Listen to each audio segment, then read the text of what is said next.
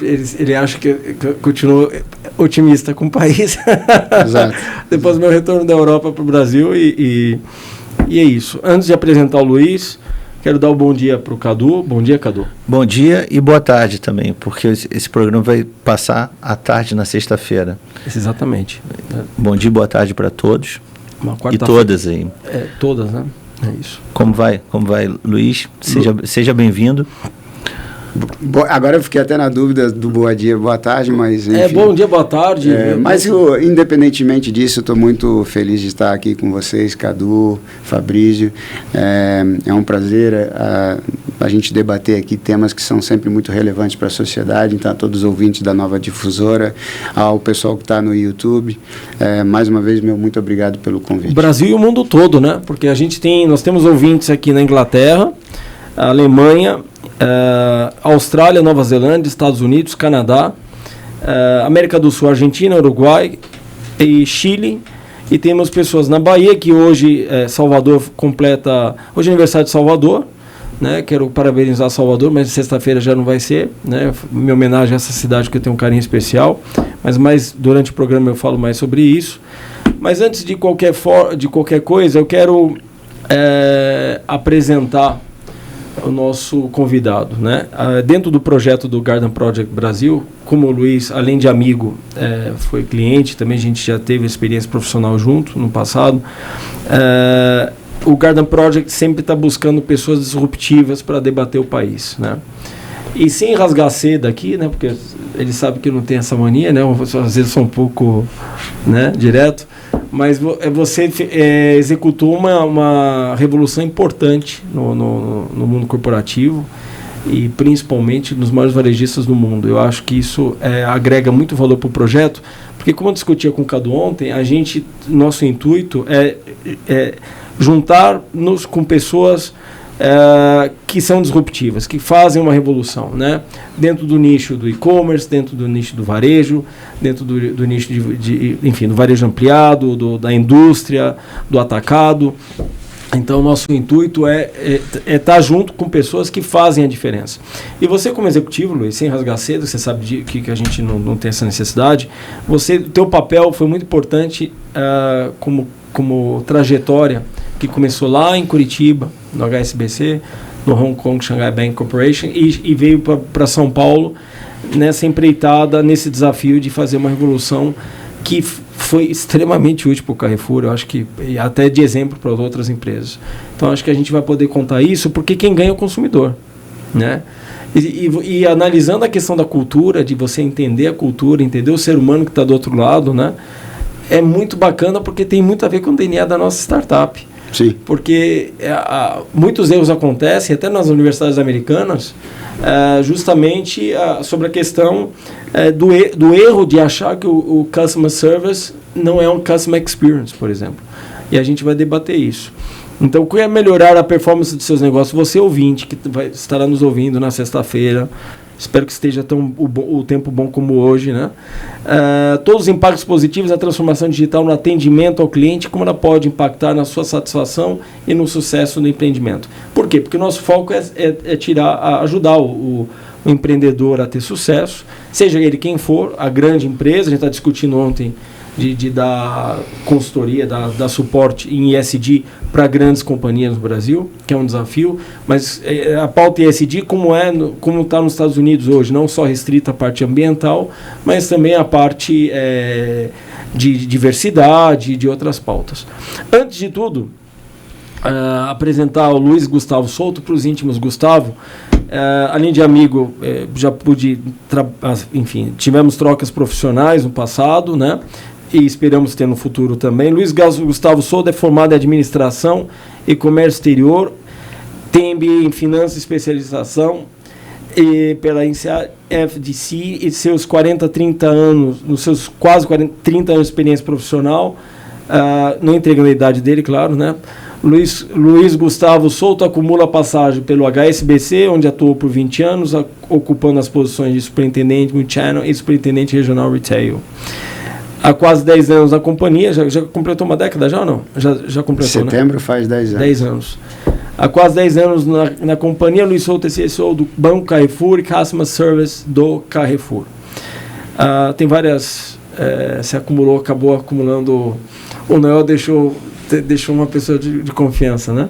No grupo há quase uma década, atuante e protagonista no Grupo Carrefour, isso é importante dizer, há uma década, porque eu acompanhei isso, e desde então responsável por reestruturar a área de atendimento ao cliente. Foi quando eu cheguei no Brasil, você estava naquela revolução.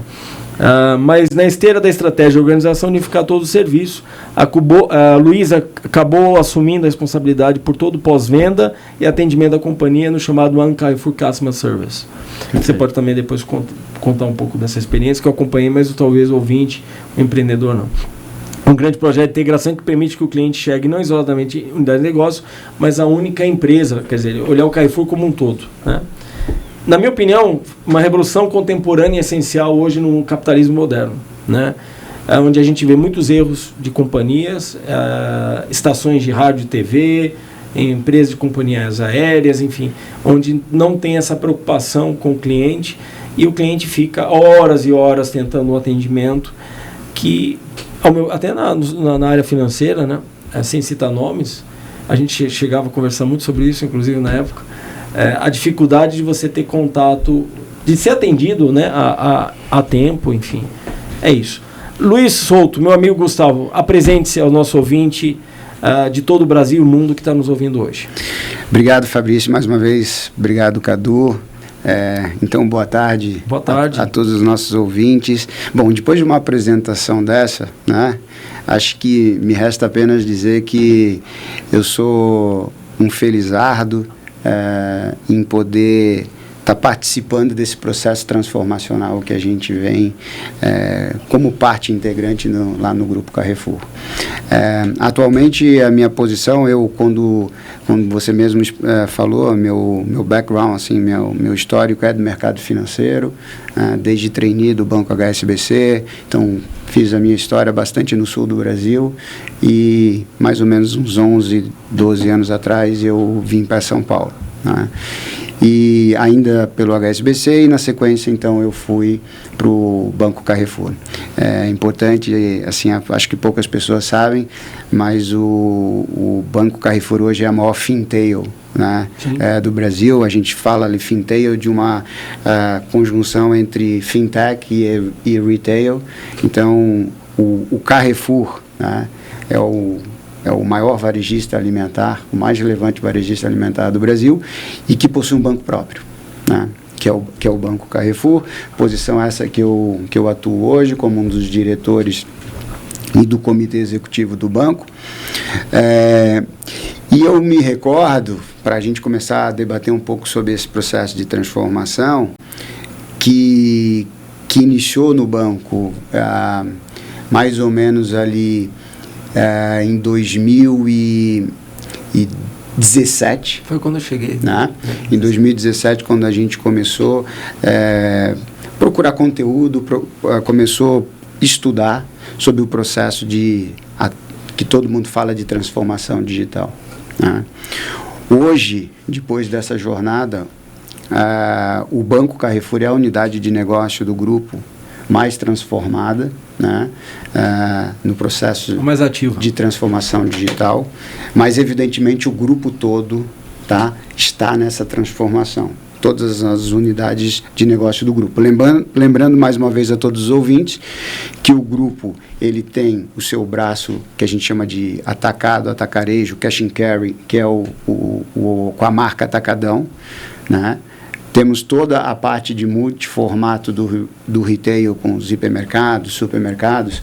Acabamos de fazer, estamos dentro de uma integração depois da compra do grupo Big, do fundo de investimento lá da Advent.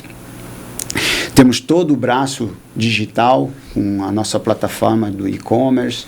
Somos hoje o líder do e-commerce alimentar no Brasil, né? E temos o braço financeiro. Sem esquecer o braço que é relevante, que é o nosso braço de real estate. Nós temos uma companhia que administra todos os nossos ativos, né? Nós somos proprietários de mais de 80% dos nossos ativos, né? Só para o nosso ouvinte entender, essa revolução, claro que a gente sabe, mas o ouvinte entender, essa revolução começou no retail, começou no hipermercado, na loja, e ela passou para todos os... Na verdade, a verdade seja dita, o Carrefour ele tem um DNA de transformação desde a sua origem, né? Para que os ouvintes entendam, foi o Carrefour o precursor do modelo de hipermercado no mundo, né? Começou na França, né? E se expandiu depois esse modelo pelo mundo inteiro. Tive o prazer enorme de estar essa segunda-feira passada numa live com, para mim, o maior empresário do varejo alimentar do mundo, que se chama Abílio Diniz. E ele falava sobre isso, né? O quanto ele foi por muito tempo e ele ia à França para conhecer, né, esse novo formato de hipermercado, que era a junção de toda a parte de alimentos, de bazar, né? A parte de bazar, a parte que chamava-se no food, não alimentos, né? Num ambiente só. Enfim, por que eu estou falando isso? Só um detalhe, uma curiosidade muito grande, até porque a gente tem colegas aqui do Rio de Janeiro. O primeiro terreno que o Carrefour comprou foi o Carrefour da Barra, o terreno da Barra, da Tijuca. Mas a primeira loja que o Carrefour estabeleceu foi aqui em São Paulo, na Marginal Pinheiros, né? A Grande Julieta ali, né? Ali perto da Grande Julieta. E o Carrefour foi o precursor na famosa baguete, né? No Brasil. Então, eu estou fazendo essa introdução para dizer que o DNA de transformação do Carrefour ele vem desde a sua fundação. A unidade de negócio que começou com essa transformação foi o banco. Até por as suas... começou com o banco. Começou pelo banco. Entender, começou pelo banco. Então, nós começamos com esse processo de transformação e, como eu falei, a gente foi estudar sobre isso. Tá?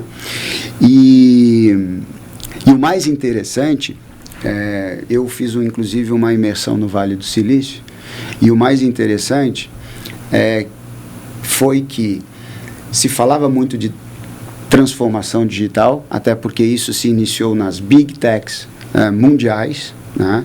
Depois, obviamente, ali do Vale do Silício teve todo um processo de inovação que tem hoje em Israel e também tem na China, mas começou ali no Vale do Silício com as Big Techs, e por causa disso o entendimento por muito tempo do mercado era que transformação digital tinha a ver com tecnologia. Sim. Diretamente com tecnologia. E o grande aprendizado é que transformação digital tem a ver com cultura. A tecnologia faz parte da jornada, mas a transformação... É parte integrante, mas não é tudo. Mas não. Entender a cultura é importante, né? E com pessoas. Porque cultura e pessoas, elas andam de mão dada.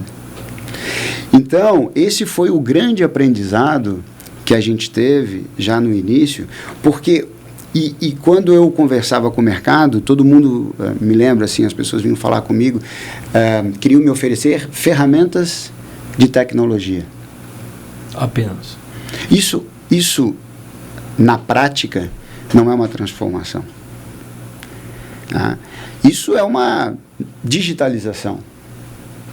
Tá? Só para o ouvinte entender, porque eu sei de todo o processo, mas para ele entender, isso partiu de você ou partiu já...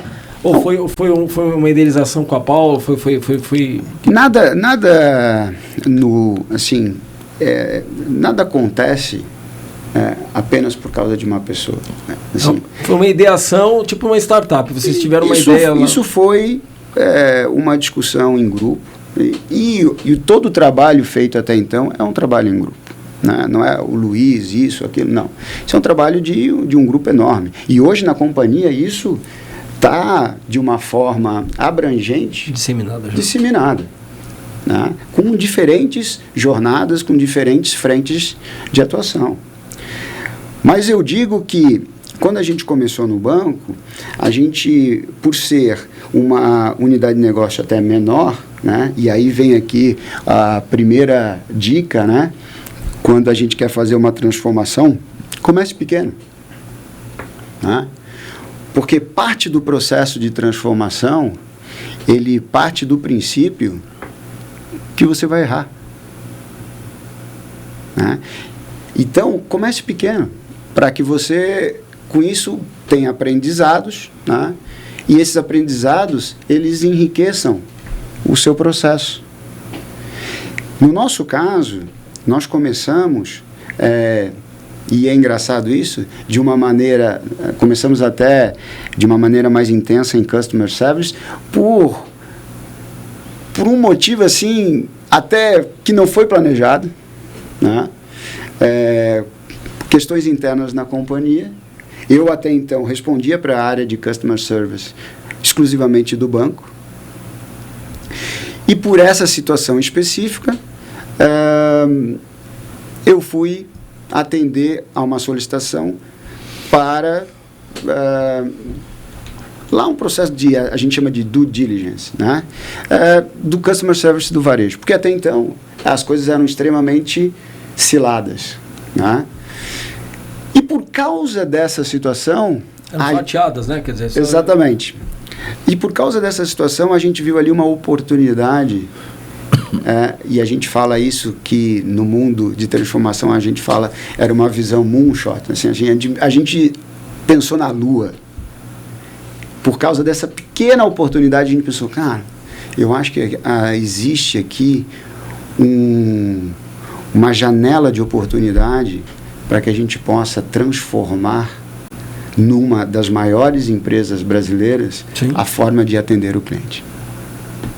E deixar de legado e exemplo para as outras, né? Então, começamos de uma maneira pequena. Outra experiência, aprendizado, né, que eu posso dividir aqui é um processo de transformação. Ele começa com um propósito muito bem definido. Por isso que eu até comentava aqui com o Cadu, antes de a gente entrar no ar, que eu me conectei assim muito, muito com o propósito de vocês, né? Que é um propósito muito genuíno e que está muito ligado aos propósitos da companhia.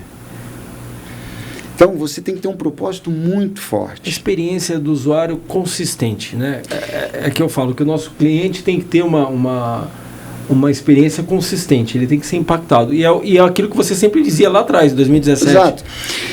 Com esse propósito, você vai ter o engajamento, né, ali na camada corporativa. Eu estou falando aqui do mundo corporativo, mas isso funciona também para pequenas empresas, para o dono, enfim.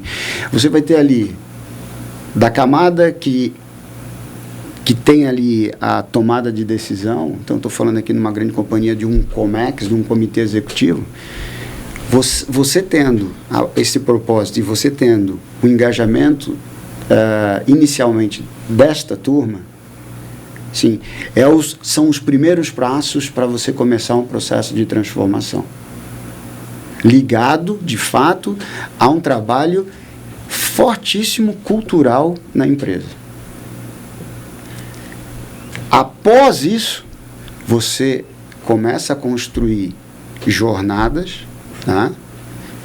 E tem gente que acha que transformação digital eu vou falar aqui um termo que é do mercado, mas acha que é montar um squad, ter metodologias agiles. Isso não é transformação digital. Então, isso é parte de um processo de transformação digital. Mas não ache que a sua empresa está transformada porque você criou um squad. Para o empreendedor que está ouvindo a gente na sexta-feira, não hoje, né, mas como se estivesse ouvindo hoje, qual seria a dica que você dá para o empreendedor de varejo, que seja, enfim, dar o primeiro passo nessa revolução? O primeiro passo é, como eu falei, onde assim, a prioridade é o consumidor, sempre. Exatamente, assim, e eu sempre falo, a prioridade é o consumidor, e isso tem que sair do PowerPoint. Tá? Eu lembro dessas conversas.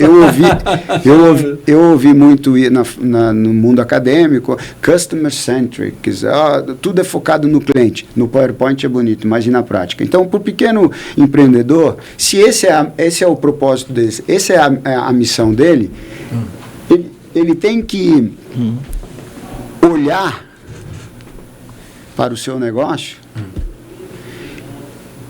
e observar se as atitudes que ele toma, se as ações que ele faz, elas de fato impactam o cliente dele. Ele tem que ter esse feedback. ele tem que saber disso. Essa seria a pequena mudança que causaria o máximo de resultado. Você diria Essa isso? é uma das mudanças, é a mudança que começa a fazer mais sentido, né? Se o propósito dele é o cliente. Estamos aqui, né? Porque às vezes as empresas têm um outro propósito, enfim. Mas se o propósito dele tem o cliente no centro, ele tem que parar e pensar. E eu vou aqui de uma forma didática. Se coloque, saia do seu estabelecimento, atravesse a rua e olhe ele do outro lado. Com certeza você vai observar de uma maneira lúdica, tá? Você vai observar coisas que até então... De fora para dentro. Você entrava todo dia no seu estabelecimento e nem observava. Vou dar uma dica simples assim. Uma vez eu fiz isso até no banco. Atravessei a rua e falei pro gerente da agência, falou: o que você está vendo aqui de diferente na sua agência? Nada. Eu falei: você já notou que o letreiro está sujo? Você já notou que uma das letras não acende? É uma forma didática de sensível falar. Também, né? Olhe o seu negócio de fora. E aí você vai começar a entender se as ações que você toma no dia a dia, elas são de fato para impactar o cliente. E esse é um pouco da metodologia. Hoje a gente trabalha numa metodologia ágil dentro do banco e a primeira pergunta que qualquer funcionário se faz o que eu estou fazendo vai impactar o cliente? Isso de forma geral, 360 graus ou mais departamental? Isso no banco de forma geral. Geral, no banco. Obviamente que nas outras estruturas mercantis, elas estão numa outra fase de maturidade da transformação. Elas estão nesse processo, às vezes mais centradas em algumas áreas específicas, né? Mas mais do que isso, hoje a empresa, o Carrefour como grupo, tem um trabalho de cultura muito forte. Porque, de novo, tudo começa com cultura. Luiz, de onde vem realmente o nosso lucro? O nosso lucro vem do cliente. Né?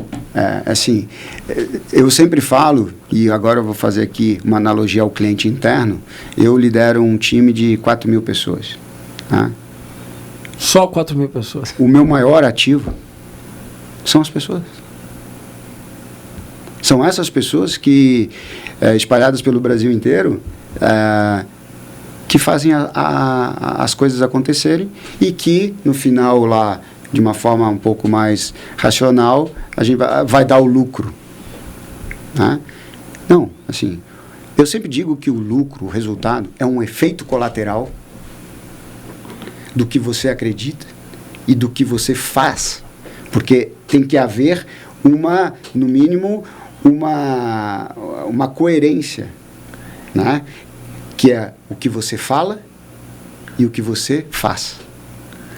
De uma forma geral, você não pode falar que o lucro ele pode ser bem expansivo no sentido, eu estou tendo lucro de estar bem engajado no mercado, de estar assumindo posições corretas no mercado. Exato. De estar, as pessoas que trabalham para mim estarem felizes também. Isso é um lucro também. Não, o lucro ele é... Você está contribuindo realmente com a sociedade. Isso de uma maneira mais diversa, assim. Né? Como eu digo, o lucro financeiro é um efeito colateral das suas atitudes. Então, quando você tem um propósito muito forte, que é no nosso caso, nosso propósito, existe propósito, assim...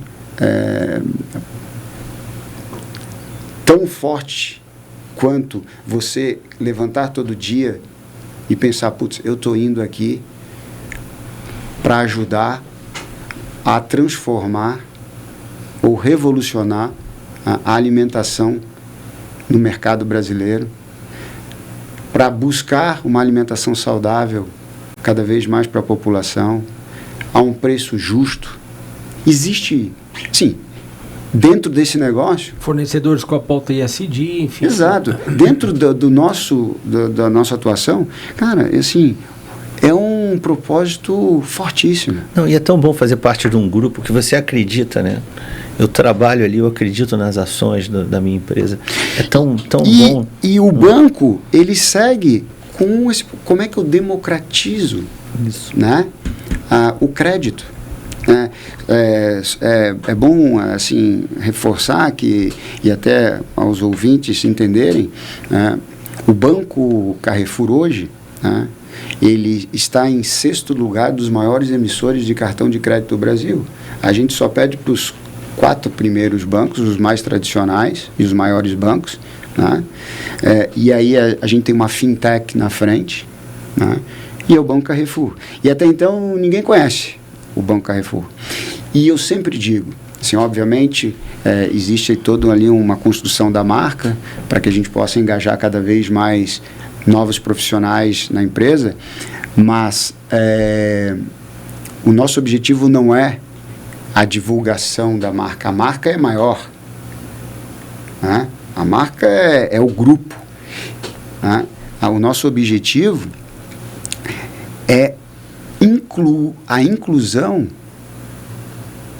desses nossos clientes, que majoritariamente, né, são clientes mais de uma classe E, D, C, no mercado financeiro. Num processo de bancarização dessas pessoas, que até então... Que tem a ver com o nosso DNA também, né? Que até então, elas... tenham mais dificuldade de acesso. 54% da população é desbancarizada no Brasil. Até porque você tem um ambiente no país que a gente não tem muitos bancos aqui. Né? Exato. Diferente Exato. de outros países. Bancária o crédito ele é muito mais democrático. Né? Então, o propósito do banco esse é o acesso ao crédito. E, assim, a gente brinca que a gente só existe, né, para, de fato, viabilizar, né, os nossos negócios mercantis. Quer dizer, fomentar cada vez mais os nossos clientes que já estão dentro das nossas lojas. Isso, né? É muito bom, porque você participa de um processo de crescimento das pessoas. Você dá crédito, ela pode comprar o produto e pode ali partir para um empreendimento. Exato. Né? Fantástico. Tem uma estatística nova que a gente investe muito em pesquisa. Eu acho que isso é o segredo... E para a gente filtrar, porque a gente sempre debateu isso sobre a imparcialidade, né, nas nossas conversas. E 97% dos consumidores afirmam que o atendimento, isso no mundo, tá, ao cliente é o que define a sua escolha e fidelização. 97%. Isso era 91% há 5 anos, antes da pandemia. Sim. Para os brasileiros, esse número é de 100%. Então, para o brasileiro, 100% dos brasileiros afirmam que o atendimento ao cliente Sim. é o que define ele retornar ao local. Que tem a ver com aquilo que você disse, quer dizer, ou vem dizendo... E aí, a gente agora indo um pouco mais para esse mundo de customer service, de atendimento a cliente, os aprendizados que a gente teve estão muito ligados a isso, né? A gente hoje é uma empresa que a gente fala de um atendimento transversal. Exatamente por isso, assim, o cliente, se você começa a escutar de fato o cliente, você entende que o cliente não nos enxergava como as marcas que nós possuímos. Eles nos enxergavam como Carrefour. Mas explica para o nosso cliente que não sabe o que a gente sabe que é o transversal, mas para explicar para o cliente como é que seria essa leitura, como é que seria essa... Quando eu falo transversal, é uma forma de atender o cliente independentemente da unidade ou da marca com que ele se relaciona. Então, vamos lá. Até 2017, um cliente para falar conosco, ele tinha um número de telefone para falar com o hipermercado, um número de telefone para falar com o supermercado, um número de telefone para falar com o banco, Estou falando em telefone porque era o canal preponderante até então. Não é mais hoje, obviamente, né? Mas era um exemplo aqui lúdico para explicar. Sim. Mas, na verdade, o cliente queria falar com o Carrefour. Então, imagina você, Fabrício, você ligava lá e falava, queria falar aqui que eu estou com uma dificuldade aqui no e-commerce. Não, mas aqui não é o telefone do e-commerce, aqui é o telefone do hipermercado. Mas não é do Carrefour? Aliás, essa é uma queixa de muitos clientes, inclusive de private banking, não vou falar o nome, claro, não sou tonto, mas justamente por isso, clientes de alta renda encontram esse problema. E quando eu falo que hoje ela é transformada, assim, hoje... Aí, vocês estão ouvindo? A gente está bem didático aqui, sirva de lição para algumas instituições que têm sérios problemas, né, com atendimento. Quando você liga para a instituição financeira, quando é alta renda, então, você tem que ter um approach muito mais... Ou quando é mini market, né, quando você é segmentado pelo meio. E quando eu falo transversal, hoje, independentemente do negócio na qual você se relaciona, você tem, de fato, um número para atendimento ao cliente, e você tem todo que a gente chama uma omnicanalidade, que é assim, para ser um pouco mais democrático, para ser mais, assim, traduzir isso aqui para não ficar, né? Hoje você tem uma gama de canais, né? Para você se relacionar com o cliente. Eu ia chegar no Omnichannel, depois você explicar o que seria. A gente tem uma gama de canais para se relacionar com o cliente, respeitando a forma como ele quer se relacionar. Então, o cliente, cada vez mais, ele é o protagonista desse processo. Tá? Então, faz parte também do processo de transformação você entender que o protagonista não é você. É o cliente. E se o cliente é o protagonista, você, cara, tem que estar muito próximo, tem que estar toda hora ouvindo o cliente, entendendo o cliente, porque também as necessidades dele, as demandas dele mudam. Tá? Então, pensa que até 2017 a gente era muito mais monocanal, né? 90% dos nossos atendimentos era através do telefone. Naquela época era porque aquele evento do Brooklyn que a gente fez, tem uma frase sua daquele, né? A transformação digital em 2017, porque eu palestrei lá junto com vocês, transformação digital no atendimento ao cliente, o caminho para o sucesso de todo o grupo. Frase sua naquela em 2017. Eu nem me lembrava dessa frase, mas enfim. Eu até as fotos, inclusive. Eu acredito muito, de fato, genuinamente, assim, como eu estava falando, se você está próximo do cliente, se você ouve o cliente. Hoje, a gente até vai falar sobre depois a estratégia omnicanal, mas assim, pequeno empresário, né, que ou médio empresário, enfim,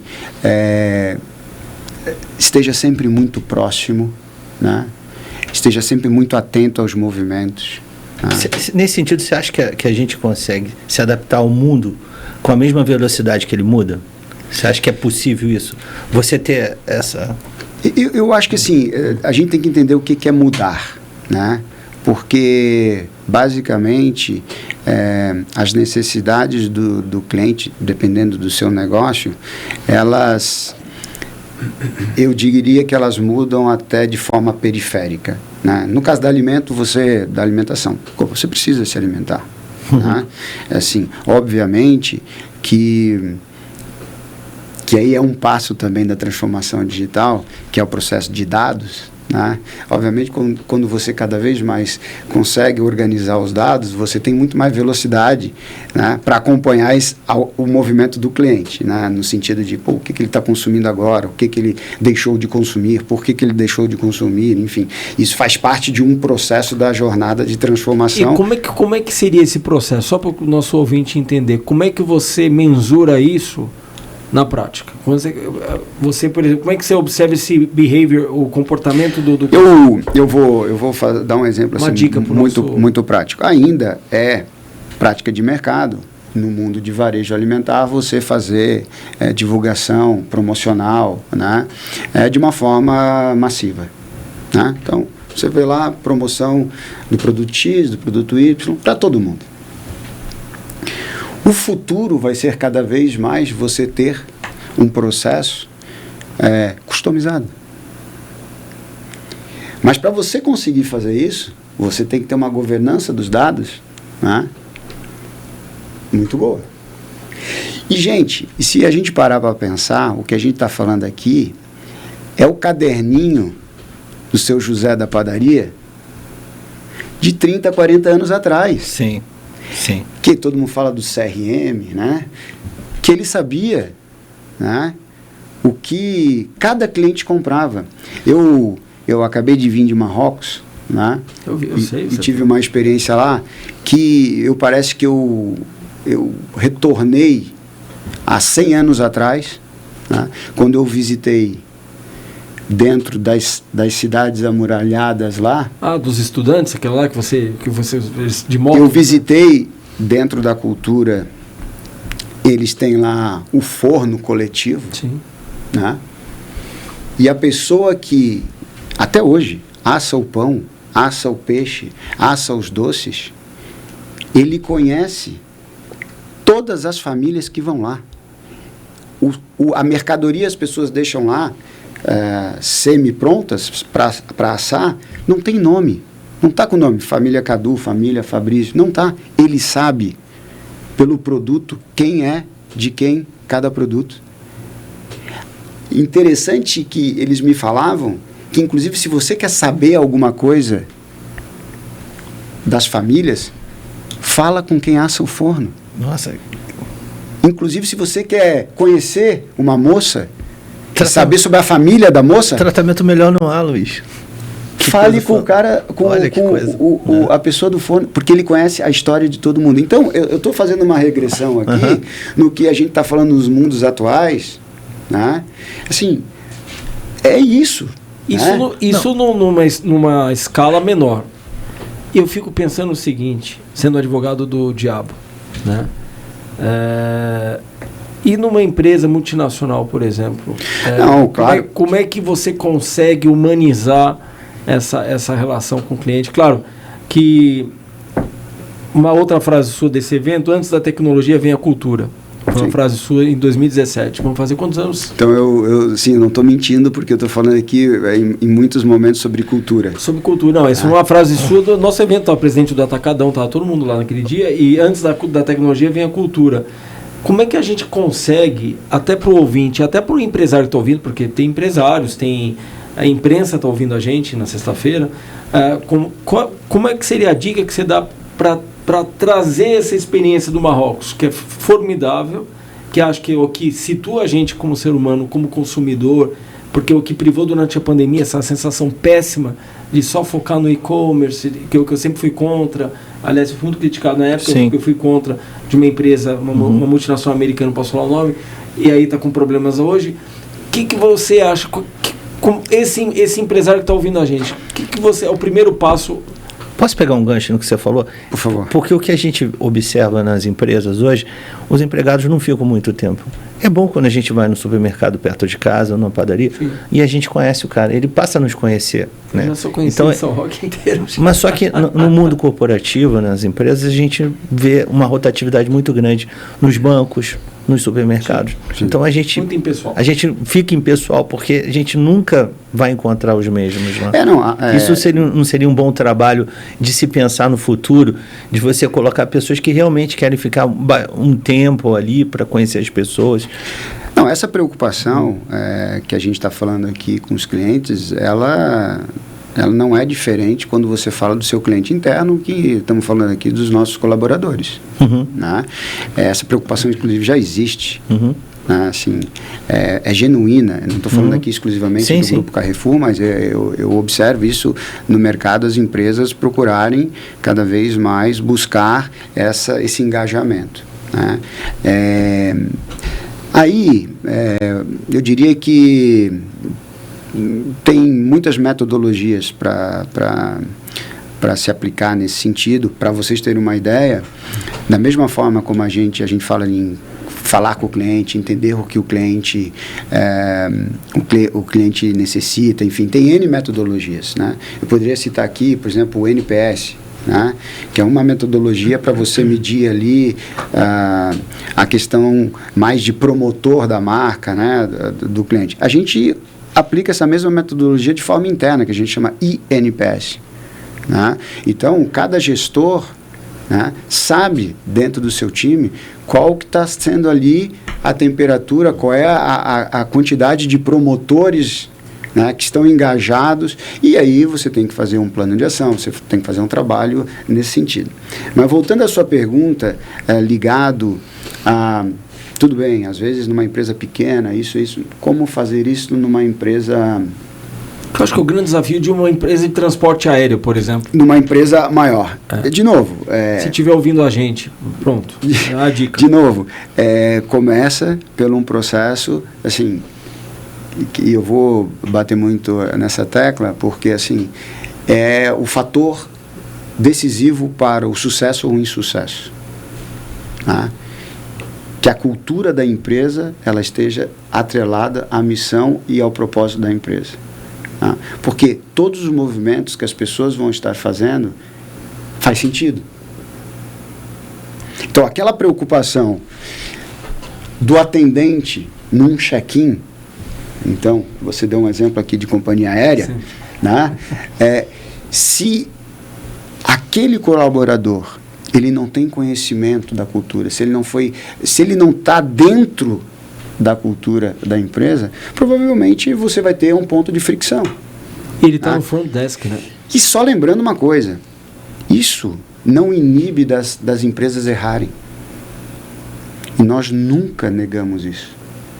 Eu sempre digo para o meu time, inevitavelmente alguma coisa vai dar errado e faz parte, inclusive, de um processo de transformação, dar errado. Sim. Mas faz parte também você aprender rápido, corrigir rápido. Isso. E não repetir o erro. Haverão outros. Porque tudo que você sai da sua zona de conforto é novo. E o novo traz... Está sujeito sujeito ao erro. Sim, sim, sim. Né? Então... E quando existe o erro? E qual é o time para a gente... Se um empreendedor... Poxa, eu apostei nessa estratégia para a fidelização do cliente. Enfim... É um pouco aí a gente poderia entrar na discussão da metodologia, enfim, mas assim, você sempre cria uma hipótese. Desde o início. Desde o início. Certo. Você cria uma hipótese. Tá vendo? Uma dica aí, tá vendo? Contar com ele. A hipótese não quer dizer que estará correta. Só que você tem que ter muito claro o que você quer medir e muito claro quanto tempo você vai medir. Então eu sempre falo lá na turma que todas as nossos testes, ele tem data de início e data de término muito bem definidos. Você pode ajustar, eu vou falar um termo também do mundo corporativo ali, os KPIs, os indicadores que você quer medir, ok, faz parte, inclusive do aprendizado. Você, não são esses indicadores que vão me dar os outputs necessários para eu tomar a decisão. Ok. Mas, eu não vou usar a palavra conselho, mas o aprendizado é esse. Né? Tolerância ao erro. Né? Assim, ninguém está dizendo aqui... Está aberto a possibilidade de errar. Exato. Ninguém está dizendo aqui que todo mundo pode continuar errando e não tem problema do erro. Não é isso, gente. Porque o fator vaidade é muito ruim para o empreendedor. Assim, tudo na vida você tem que ter equilíbrio. Né? E como é que você consegue apagar esses bloqueios internos, assim, para você se tornar mais competitivo? Olha, num processo cultural, nitidamente, tem pessoas que não embarcam. É verdade. Assim. E o mais honesto com a empresa e com a própria pessoa você conversar e falar, não vai dar para a gente continuar. Porque faz parte de um processo de transformação. Sim. Você vai ter os super engajados, você vai ter aquela turma que está ali observando, será que esse negócio vai ou não vai? Né? E você tem o cara que está desengajado. Sim, sim. Essas situações de crise, por exemplo, nas empresas, né? Como no caso agora das vinícolas, que foi... o que você acha sobre isso daí? O que você consegue fundamentar sobre essas coisas? Eu acho que, sim, geralmente são temas extremamente sensíveis. Muito sensíveis, né? Mas que estão aí, né? Que estão presentes. Eu acho que as empresas, elas assim, eu não estou aqui para fazer nenhum julgamento de valor, até porque eu tenho poucos detalhes sobre o processo, mas, inevitavelmente, cara, as empresas, e por isso que a pauta de ESG, hoje, inclusive, é uma cadeira do COMEX, do grupo, né? Existe uma diretora executiva exclusivamente para os temas ligados a ESG. Então, assim, guardadas as proporções, né? Assim, quanto maior a empresa, né? Mais sensível vai estar não, e mais exposto também. Mais organização, controle você tem que ter, porque a exposição também é muito maior. Muito maior. Né? A exposição é muito maior. Então, assim, inevitavelmente, você não pode fechar os olhos hoje, né? Por exemplo, por uma prestação de serviço baseada só no custo final. O empresário, ele tem que manter supervisão sobre todos os aspectos, né? Porque isso pode te gerar um problema, né? E lembrem sempre, né? Assim, às vezes não era nem um pensamento do... E lembre sempre, você tem, eu falo, maior ativo as pessoas, mas as empresas têm também como um ativo relevante a marca. Né? E se você não tiver essa governança, esse controle do que está acontecendo, você vai impactar a marca. Né? Diretamente.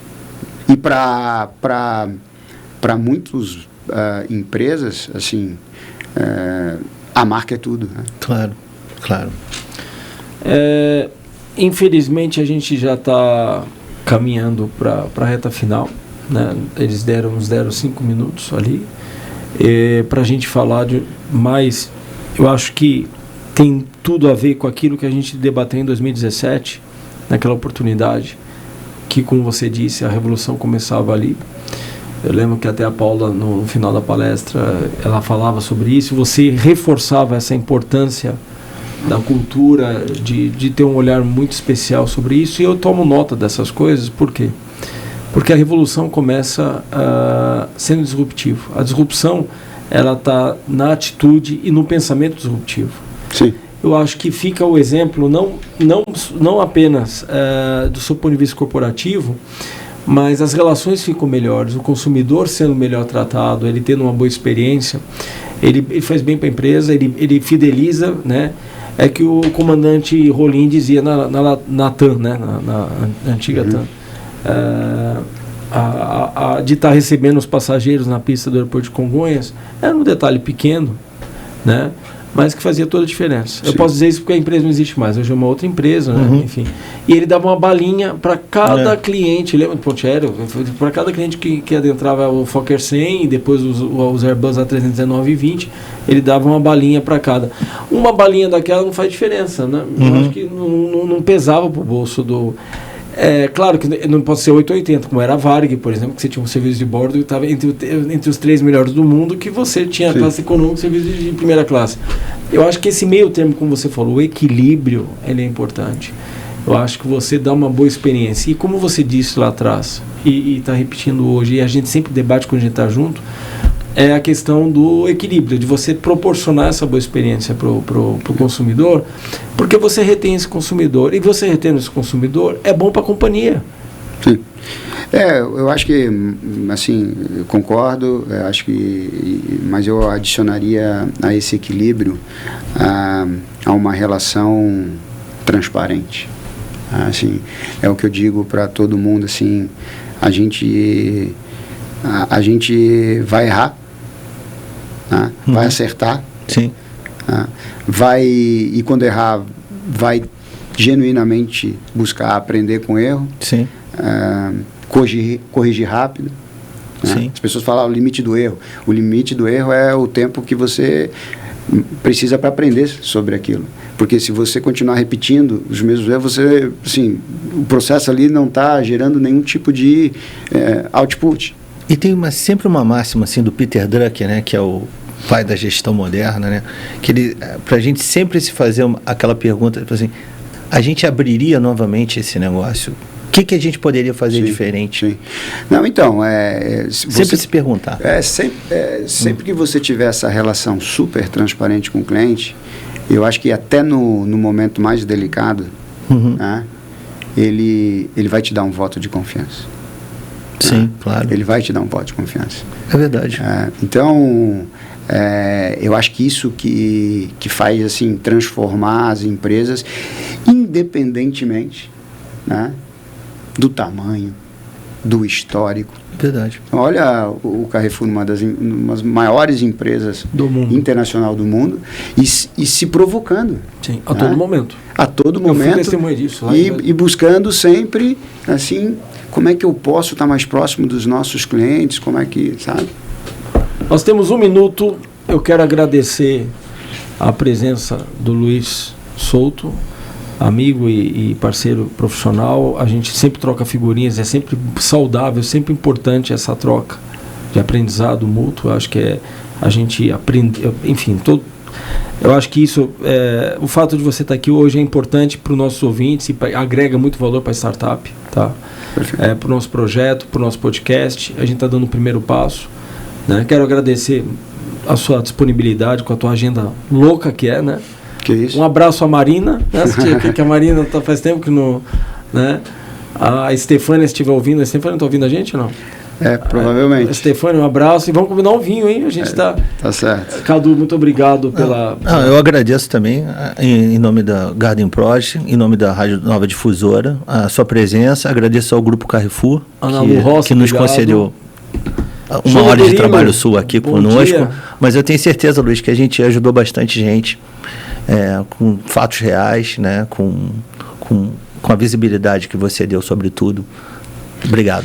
Muito obrigado também a todos vocês. Um abraço ao Francisco Rossi e uma boa sexta-feira para todos. Um excelente final de semana para todos. Muito obrigado. Valeu, pessoal. Valeu.